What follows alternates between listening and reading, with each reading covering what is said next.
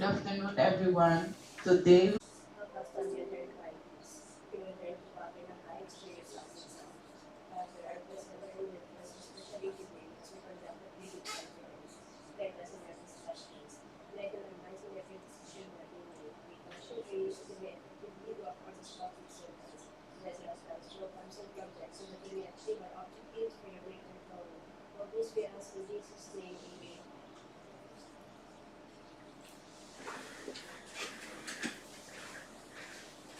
And for attendees, we have our chairperson, Engineer May Papiano.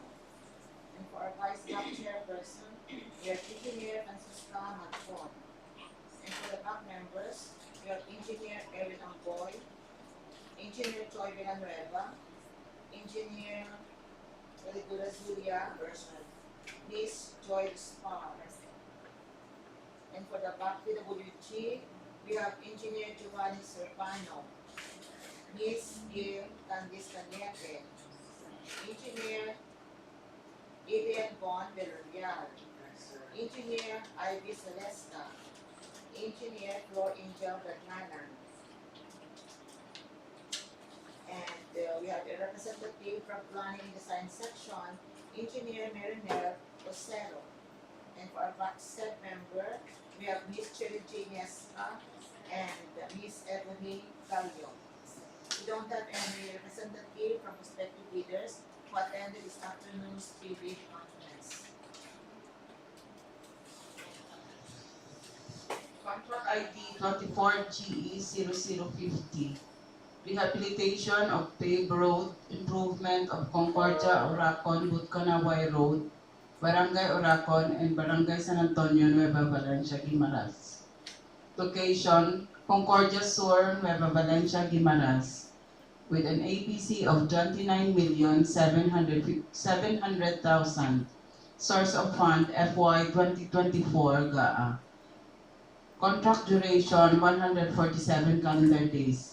Cost of bidding documents, 25,000 pesos. The scope of works for 24GE0050. Part B, other general requirements. Part C, earthworks. Part D, sub-base and base course. Part E, surface courses.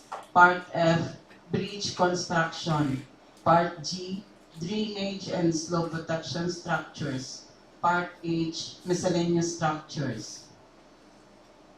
The required pickup license for 24GE0050 are as follows. Size range, medium A. License category B. Single largest project above 10 million up to 100 million pesos. Allowable range of contract cost up to 100 million pesos.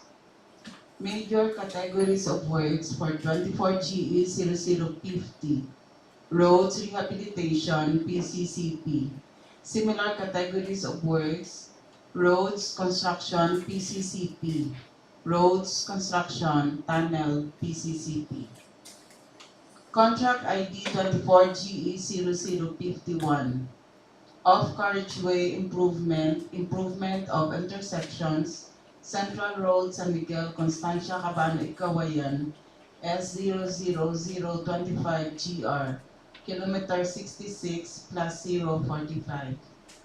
Location, Hordan, Guimaras, with an APC of 8,200,000 pesos. Source of fund, FY 2024 GAA. Contract duration, 103 calendar days. Cost of bidding documents, 10,000 pesos. The scope of works for 24GE0051. Part B, other general requirements. Part C, earthwork. Part D, sub-base and base course. Part E, surface course. Part F, bridge construction. Part H, miscellaneous structures. The required pickup license for 24GE0051 are as follows. Size range, small b. License category, C and D. Single largest project above 500,000 up to 10 million pesos. allowable range of contract cost up to 15 million pesos. Contract ID 24GE0052 of carriageway improvement of intersections, Central Road, San Miguel, Constancia Cabano, Ikawayan, S00025GR, kilometer 55 to 510, location Hordan, Guimaras, with an APC of 8,290,000. Source of fund FY 2024 GAA. Contract duration 103 calendar days. Cost of bidding documents 10,000 pesos. The scope of works for 24GE0052. Part B, other general requirements. Part C, earthwork. Part D, sub-base and base course. Part E, surface course. Part F, bridge construction. Part H, miscellaneous structures. The required pickup license for 24GE0052 are as follows. Size range, small b. License category, C and D. Single largest project above 500,000 up to 10 million pesos. Allowable range of contract cost up to 15 million pesos. Major categories of works for 24GE0051 and 24GE0052. Roads construction, PCCP. Similar categories of works, roads rehabilitation, PCCP. Roads construction, tunnel, PCCP. Qualifiers must have completed reconstruction and reblocking including base course covering 50% of the item of work of the project. May include airport runways, taxiways, and aprons. General conditions of contract. Notes on the general conditions of contract. The general conditions of contract in this section read in conjunction with the special condition of contract in Section 5 and other documents listed therein. Should be a complete document expressing all the rights and obligations of the parties. Matters governing the performance of the contractor, payments under the contract, or matters affecting the risk, rights, and obligations of the parties under the contract are included in the GCC and special conditions of contract. Any complementary information which may be needed shall be introduced only through a special conditions of contract. Scope of contract. This contract shall include all such items, although not specifically mentioned, that can be reasonably inferred as being required for its completion, as if such item were expressly mentioned herein. All the provisions of RTA 9184 and its 2016 revised IRR, including the generic procurement manual and associated issuances, constitute the primary source for the terms and conditions of the contract and thus applicable in contract implementation. Herein clauses shall serve as the secondary source for the terms and conditions of the contract. This is without prejudice to Section 74.1 and 74.2 of the 2016 revised IRR of RA number 9184, allowing the GPPB to amend the IRR, which shall be applied to all procurement activities, the advertisements, posting, or invitation of which were issued after the effectivity of the said amendment. Sectional completion of works. If sectional completion is specified in the special conditions of contract, reference in the conditions of contract to the works, the completion date and the intended completion date shall apply to any section of the works other than references to the completion date and intended completion date for the whole of the works.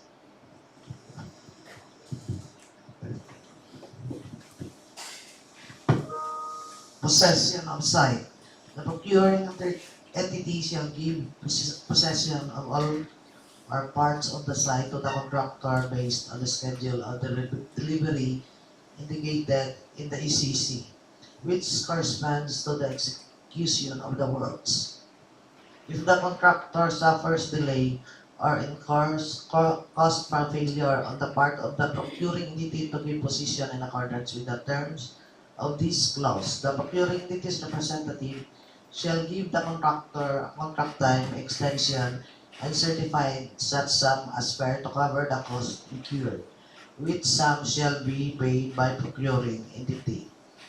If possession of a portion is not given by the above date, the procuring entity will be deemed to have delayed the start of the relevant activities.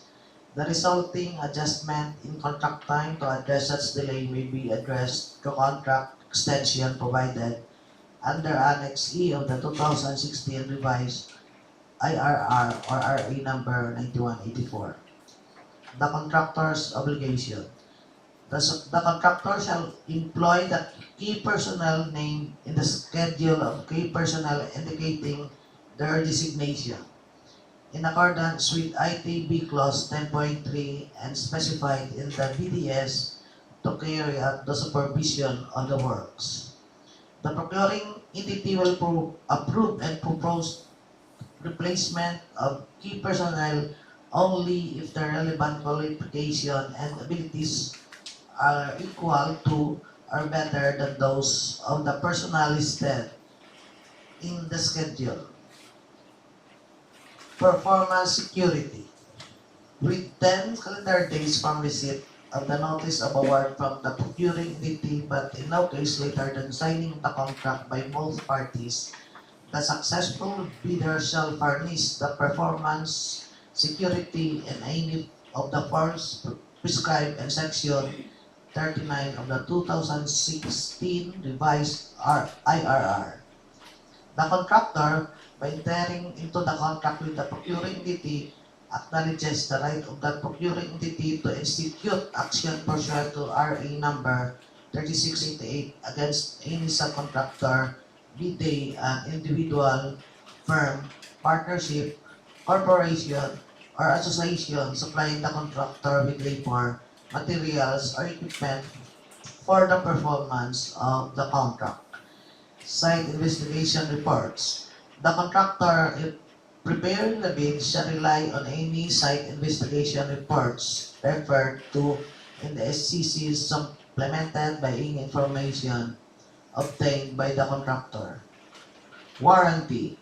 In case the contractor fails to undertake the repair works under Section 62.2.2 of the 2016 revised IRR, the procuring entity shall forfeits its performance security, subjects its properties to attachment or garnishment proceedings, and perpetually disqualify it from participating in any public bidding. All payables of the GOP in its favor shall be offset to recover the costs. The warranty against structural defect failures, except the occasion on force majeure, shall cover the period from the date of issuance of the certificate of final acceptance by the procuring entity. Specific duration of the warranty is found in the ECC. Liability of the contractor, subject to additional provision, if any, set forth in the ECC. The contractor's liability under this contract shall be as provided by the laws of the Republic of the Philippines. If the contractor is a joint venture, all partners to the joint venture shall be jointly and severally liable to the procuring entity. Termination for other causes. Contract termination shall be initiated in case it is determined prima facie by the procuring entity that the contractor has engaged before or during the implementation of the contract in unlawful deeds and behaviors relative to contract acquisition and implementation, such as but not limited to corrupt, fraudulent, collusive, coercive, and constructive practices as stated in ITB Clause 4. Day works. Subject to the guidelines on variation order in Annex E of the 2016 revised IRR of RA number 9184, and if applicable as indicated in the ECC, the day work rates in the contractor's bids shall be used for small additional amounts of work only when the procuring entity's representative has given written instruction in advance for the additional work to be paid for in that way. Program of work. The contractor shall submit to the procuring entity's representative for approved the said program of work showing the general methods, arrangement, order, and timing for all the activities in the works. The submission of the program of work are indicated in the ECC. The contractor shall submit to the procuring entity's representative for approval an updated program of work at intervals no longer than the period stated in the ECC.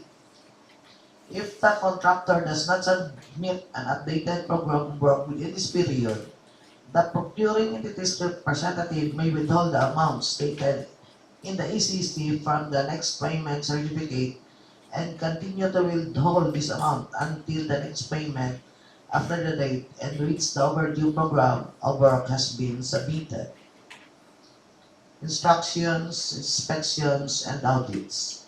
The contractor shall permit the GOP or the procuring entities to inspect the contractor's accounts and records relating to the performance of the contractor and to have them audited by the auditors of the GOP or the procuring entities as may be required. Advance payment. The procuring entity shall, upon a written request of the contractor which shall be submitted as a contract document, make an advance payment to the contractor in an amount not exceeding 50% of the total contract price, to be made in lump sum or the most due installment according to a schedule specified in the ECC, subject to the requirements in Annex E of the 2016 revised IRR or RA number 9184. Progress payments. The contractor may submit a request for payment for work accomplished. Such request for payment shall be verified and certified by the procuring entity's representative or project engineer, except or otherwise stipulated in the ECC. Materials and equipment delivered on the site but not completely put in place shall not be included for payment. Operating and maintenance manuals. If required, the contractor will provide as-built drawings or operating and maintenance manual as specified in the ECC. If the contractor does not provide drawings or manuals by the dates stated above, or they do not receive the procuring entity's representative approval, the procuring entity's representative may withhold the amount stated in the ECC from payments due to the contractor.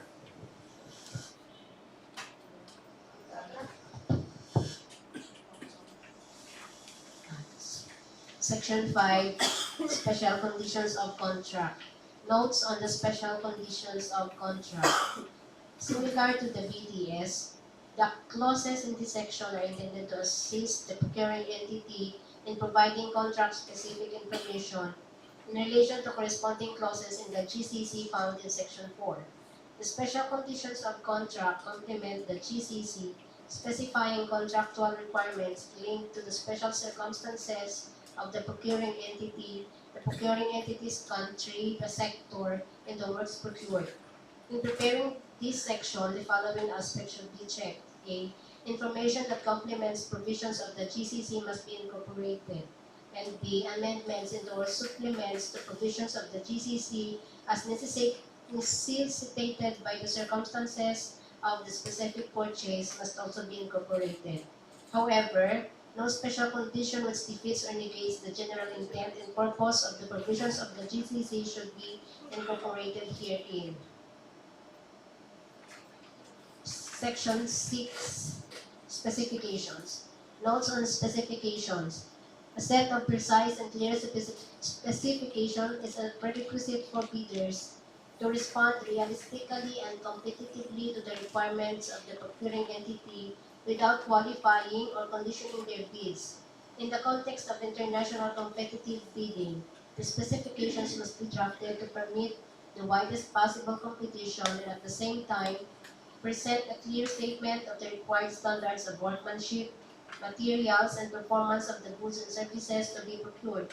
Only if this is done will the objectives of economy, efficiency, and fairness in procurement be realized, responsiveness of bids be ensured, and the subsequent task of bid evaluation facilitated.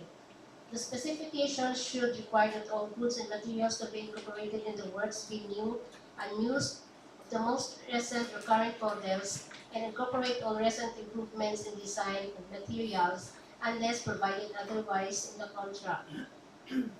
Samples of specifications from previous similar projects are useful in this respect.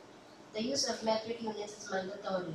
Most specifications are normally written especially by the procuring entity or its representative to suit the works at hand. There is no standard set of specifications for universal application in all sectors and all regions, but there are established principles and practices which are reflected in these PBTs. There are considerable advantages in standardizing general specifications for repetitive works in recognized public sectors such as highways, ports, railways, urban housing, irrigation, and water supply in the same country or region where similar conditions prevail. The general specifications should cover all classes of workmanship, materials, and equipment commonly involved in construction, although not necessarily to be used in a particular works contract. The editions or addenda should then adopt the general specifications of the particular works. Care must be taken in drafting specifications to ensure that they are not restrictive. In the specification of standards for goods, materials, and workmanship, recognized international standards should be used as much as possible. Where other particular standards are used, whether national standards or other standards, the specification should state that goods, materials, and workmanship that meet other authoritative standards and which ensure substantially equal or higher quality than the standards mentioned will also be acceptable. The following clause may be inserted in the ECC. Sample clause, equivalency of standards and codes. Wherever reference is made in the contract to specific standards and codes to be met by the goods and materials to be furnished and work performed or tested, the provisions of the latest current edition or revision of the relevant standards and codes in effect shall apply, unless otherwise expressly stated in the contract. Where such standards and codes are national or relate to a particular country or region, other authoritative standards that ensure a substantially equal or higher quality than the standards and codes specified will be accepted subject to the procuring entity's representatives' prior review and written consent.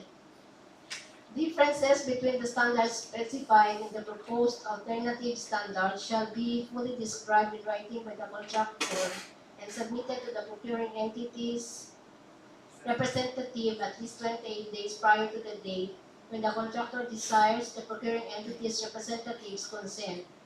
In the event the procuring entity's representative determines that such proposed deviations do not ensure substantially equal or higher quality, the contractor shall comply with the standards specified in the documents. These notes are intended only as information for the procuring entity or the person drafting the bidding documents. They should not be included in the final bidding documents. For drawings and bill of quantities, please see the uploaded files on PhilGIPS and DPWH website.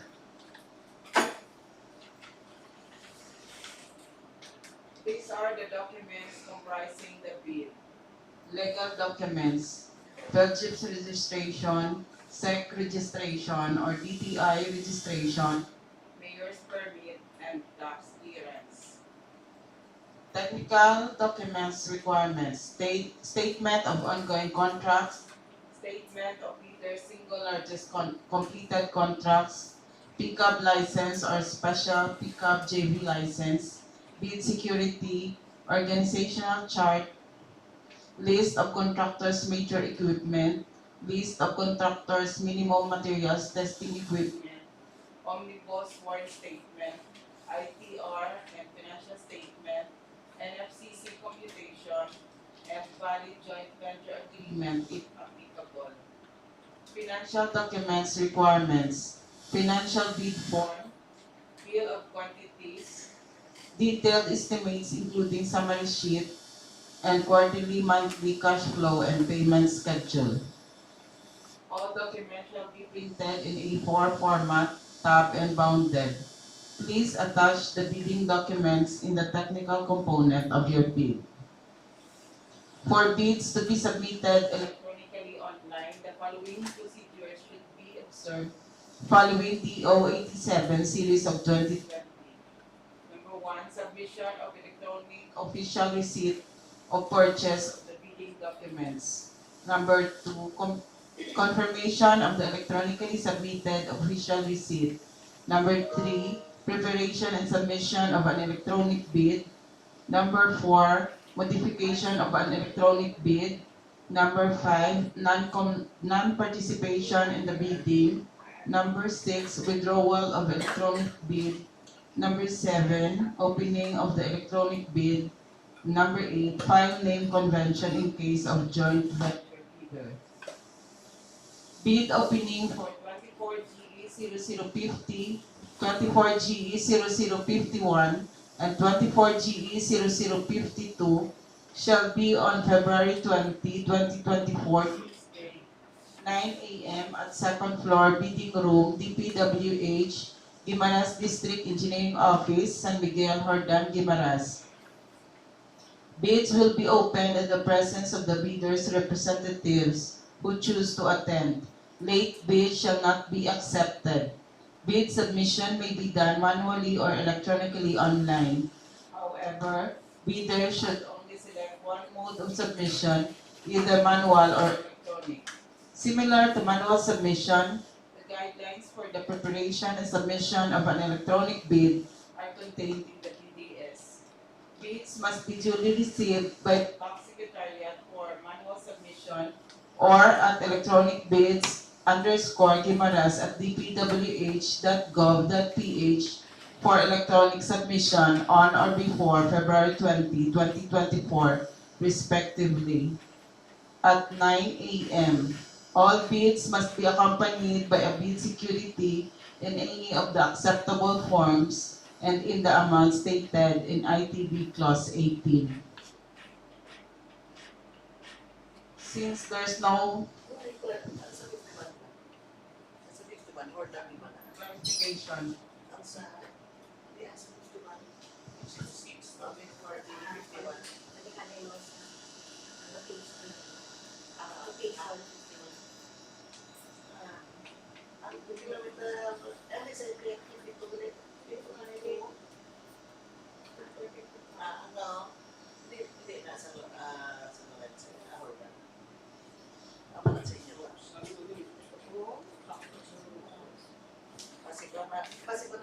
San Lorenzo.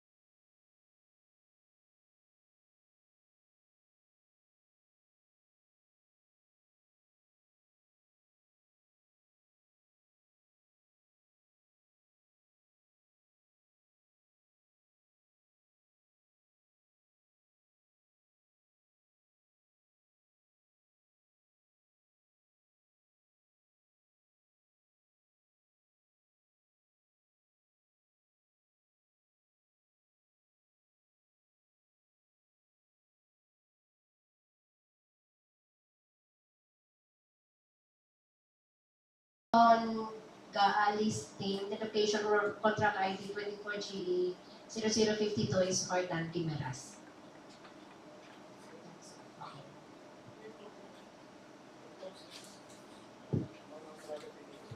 Since there is no more clarifications, this